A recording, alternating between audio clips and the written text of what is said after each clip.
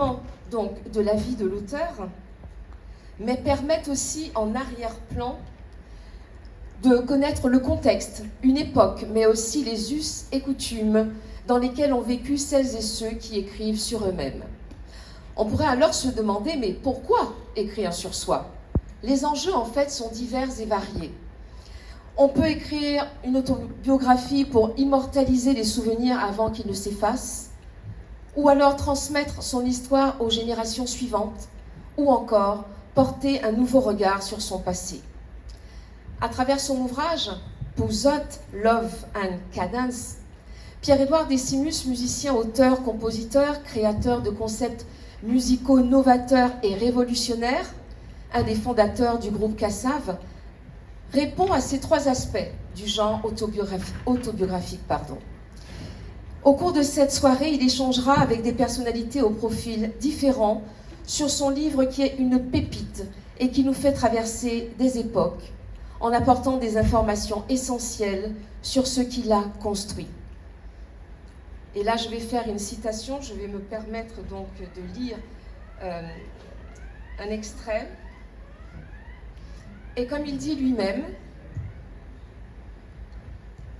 gymnastique de lunettes, cet ouvrage est conçu d'après un schéma personnel qui résume mon parcours, une sorte de Soupa Congo, de Bébélé Morès, mélange de spiritualité, de contes et légendes, de rêves, de raisonnements basés sur le vécu, d'espérance et d'expérience, d'apprentissage, d'observation, de lecture et d'écoute, parfois de négligence ou d'inconscience, d'erreurs assumées, de convictions et de doutes, de regrets vite transcendés, de succès et d'échecs toujours constructifs, d'affection, de rencontres, d'intuition, de chansons, de musique, de création et de réalisations artistiques partagées. Je crois que je ne saurais dire mieux que lui, donc c'est la raison pour laquelle j'ai choisi de faire la citation. Et pour pouvoir donc commencer cet échange, cette discussion avec Pierre-Édouard Décimus, je vais tout d'abord donner la parole à Philippe Sadi-Calais. Et avant de lui donner la parole, je vais, même si vous le connaissez, mais enfin, on va imaginer que tu n'es pas très connu, hein, on va dire ça, on va imaginer. Donc, Philippe Sadi-Calais est un saxophoniste et un intellectuel guadeloupéen, formé à l'école Armand Siobut de l'assainissement aux abîmes, au Conservatoire national de région de Toulouse, ainsi qu'à l'Université de Toulouse Le Mirail, puis au Conservatoire McGill de Montréal. Il est membre fondateur du groupe Soft et cumule de multiples collaborations, y compris internationales, jazz, zouk, gospel, reggae et de nombreuses tournées internationales depuis 15 ans, avec le groupe Soft, avec Dominique Coco, Rosan Monza, entre autres. Chercheur invité au Memorial Act et docteur en études anglophones, il est un spécialiste des mouvements sociaux aux États-Unis, de l'anthropologie du jazz et des musiques improvisées afro-américaines. Je vous demande de l'applaudir.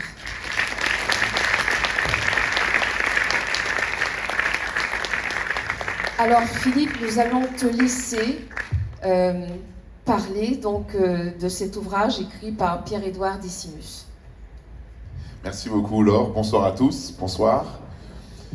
Alors c'est vrai que la double gageure, celle de commencer, et la deuxième, celle de parler de l'ouvrage. Et en même temps, alors je ne sais pas si je dois parler de l'ouvrage ou je dois parler de Pierre ou à Pierre-Édouard Décimus. Bon, ça fait beaucoup de prépositions dans une seule question. Mais en tous les cas, vraiment, le premier mot qui me vient en tous les cas, c'est merci. Merci beaucoup Pierrot, merci Pierre-Édouard, pour beaucoup de choses. Parce que bien sûr, ce livre, cet ouvrage est une offrande, hein, parce que le titre est tout à fait éloquent, n'est-ce pas? Pouzotte. C'est toute une vraiment une alchimie, quelque chose qui est intime, une personne qui a donné quelque chose, qui a offert. Et ce qui est pour moi primordial, c'est on offre ce qu'on a de soi-même, donc ce qu'on offre vient de soi. Et en donnant, il y a pour moi quelque chose de symbolique dans le fait qu'on croit que ce qu'on donne, si vous voulez, devient extérieur, on le perd. Mais en fait non. Parce que pour moi, ce qui s'est passé à Pointe-à-Pitre, donc ça c'est la première thématique, c'est la pointe, pour moi, est absolument incroyable. Et je voulais te dire aussi merci pour ce récit sur l'enfance. Parce que là, on apprend des choses, on déambule avec toi dans Pointe-à-Pitre, dans l'assainissement. Alors évidemment, tu as parlé de la voie ferrée, de Saunis. Moi, j'ose aller, tu as parlé du Mont de la Loge, donc moi, j'ose aller jusqu'à Fontbernus. Évidemment, il y a Carénage derrière et toute cette zone. Et bien sûr, Pointe-à-Pitre. Et ce qui est intéressant avec Pointe-à-Pitre, bon, tous les Guadeloupéens ne sont pas pointois, mais tous les Guadeloupéens ont une histoire avec Pointe-à-Pitre. Et de point de vue très égoïste, je prends comme un privilège maintenant le fait d'avoir grandi un petit peu au début de au début de ma vie, dans ces zones-là aussi, sur Pointe-à-Pitre. Évidemment, Laure a évoqué Armand-Chaubud, où j'ai travaillé la musique. J'ai étudié d'abord une première école qui était rue Barbès, l'école fiscale, le 25 rue Barbès. Et ça, pour moi, c'est quelque chose d'important, puisqu'on déambule avec Pierre-Édouard dans Pointe-à-Pitre. On voit où est-ce qu'il est passé, ce qu'il a vu, et puis le regard évolue au fil des années.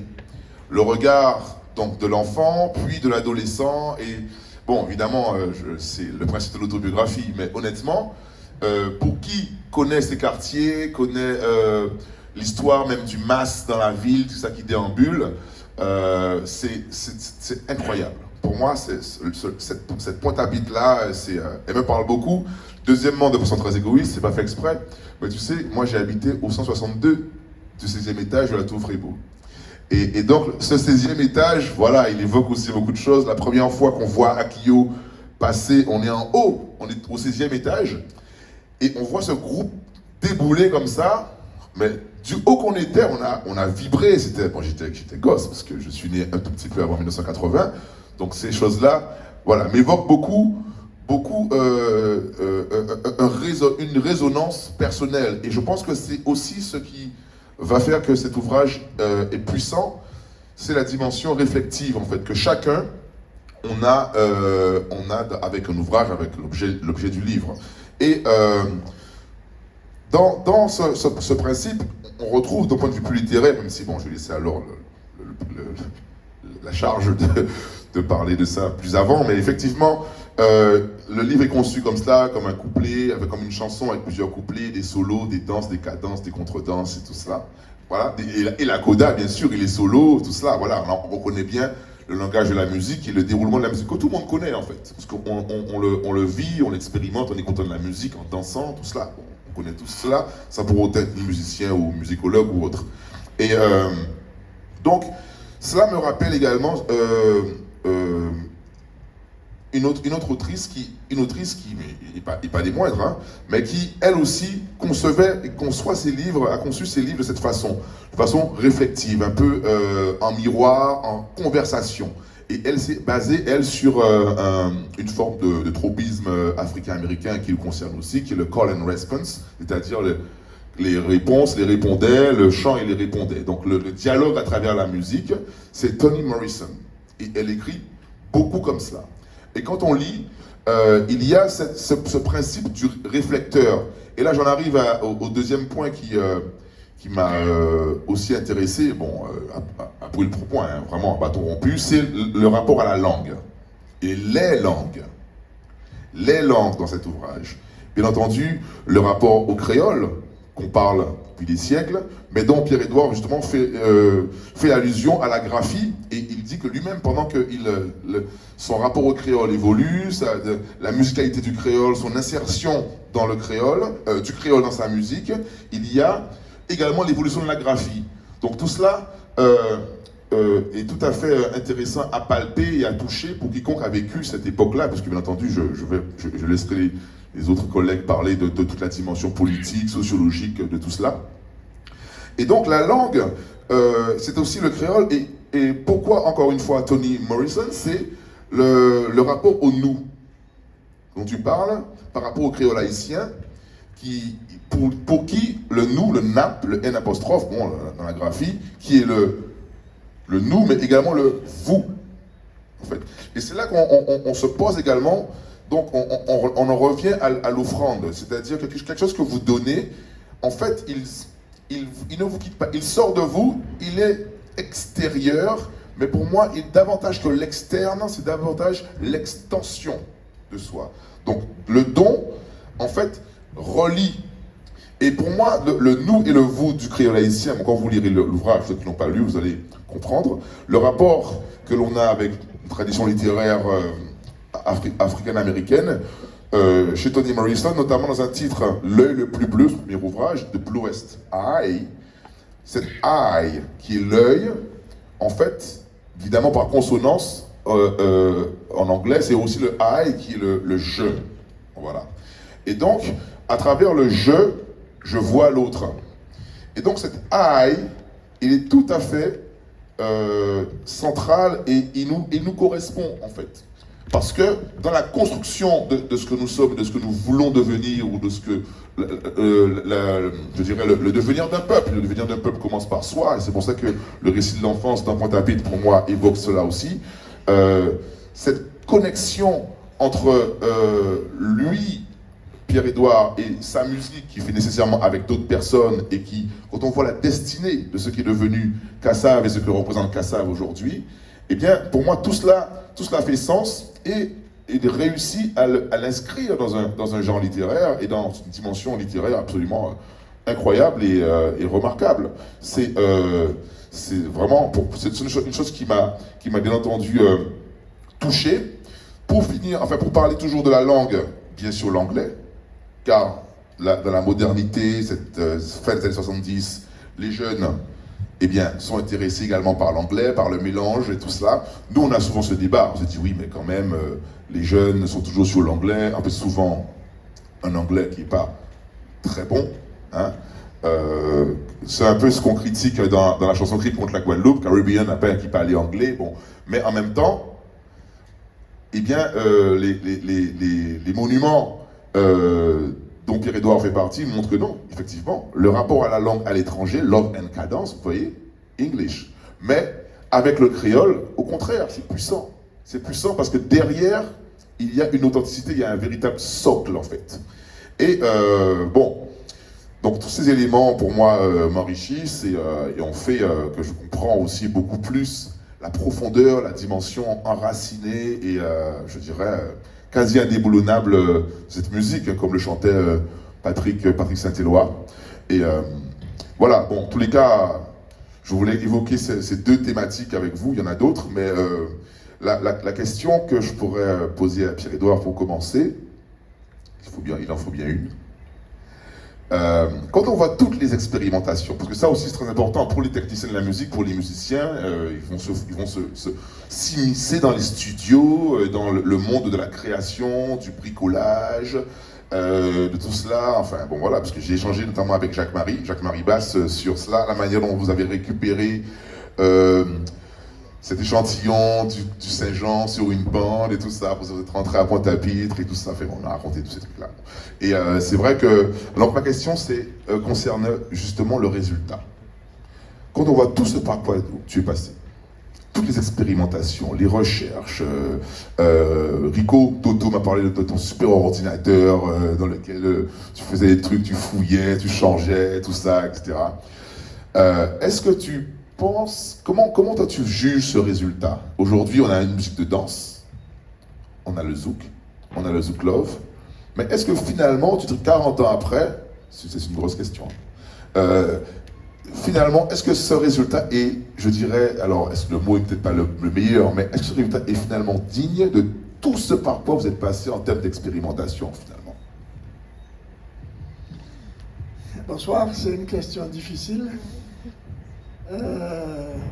Est-ce que on cherchait, on était des fous de studio, on ne comptait pas les heures, on ne savait pas où on allait, on savait qu'il fallait chercher, mais pour moi encore plus parce que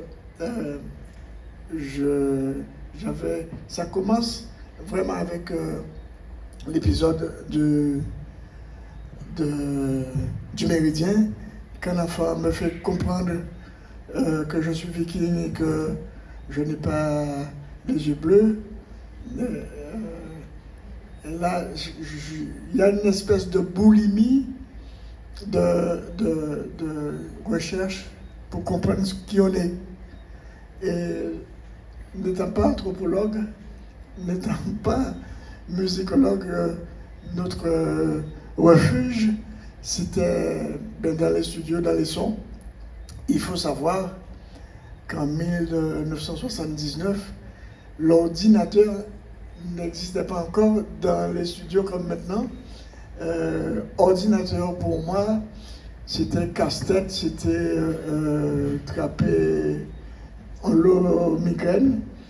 Parce que lorsque j'entendais parler de programmation, c'était Fortran, c'était Cobalt, c'était Akimo qui sortant de notre univers et qui n'était pas dans mon univers naturel qui était la rue, puisque je n'étais pas du tout bon élève, et élève plutôt turbulent, n'apprenant pas ses leçons, ne faisant pas ses devoirs. Donc l'ordinateur, c'était problème. Donc on n'avait que les recherches, la musique, le tambour, écouter, et puis répéter, répéter. Et voilà, je ne sais pas si j'ai répondu à la question, mais le résultat aujourd'hui, je suis totalement satisfait lorsque je vois la génération après moi, ce qu'elle est devenue comme technicien, ce qu'elle est devenue comme musicien. Je prends ton exemple, mais il y a d'autres, il y a Fred Dé, il y a Sonny Troupé, il y a tout, je ne pourrais pas tous les citer, mais je peux vous assurer que je suis vraiment fier de ce début de travail parce que j'ai l'impression que ça a peut-être encouragé quelques jeunes à aller dans la direction. Et le résultat est à 4 autres, c'est qu'il est plus fort que nous, il est 10 fois plus fort que nous, et je suis content qu'ils soient meilleurs que nous parce que je dis, s'ils sont devenus meilleurs que nous, c'est que peut-être on a fait du bon travail. Voilà.